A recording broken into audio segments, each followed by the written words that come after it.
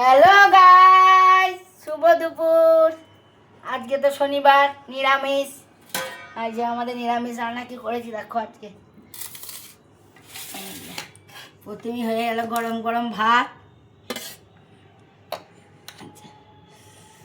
একদম গরম গরম গরম ভাত।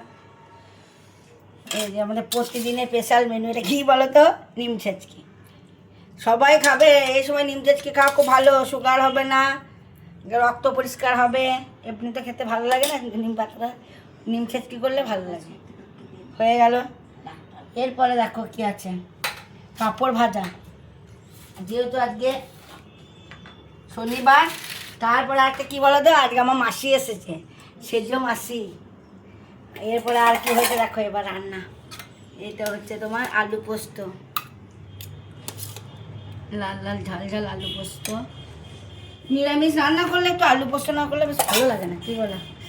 আর এটা এই শুরু হলো খাওয়া ভেন্ডি, ভেন্ডির তরকারি।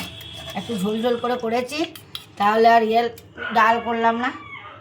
ভেন্ডির তরকারি বলতে পারো, ঝোলও বলতে পারো, যা হোক একটা বলেই হলো। আর কুলের টক, এই সময় কুলের টক খেতে হেভি লাগে, কি বলো? কুলের টক। আচ্ছা, এখানে আর খাবে। আর একটা আছে, এটা খাবো এখন বেশি করে করে। আজকে অল্প এনেছি টক দই। সব মোটা হয়ে যাচ্ছি না, টক দই খেলে একটু, যদি একটু রোগা হই তো হবো আর কি।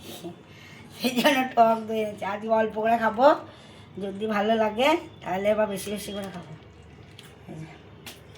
টক দইটা ছেলেটাকে দিই, ও যা খাবে খাক, তারপরে আমরা খাবো। আয় এখানে খাবি, আয়।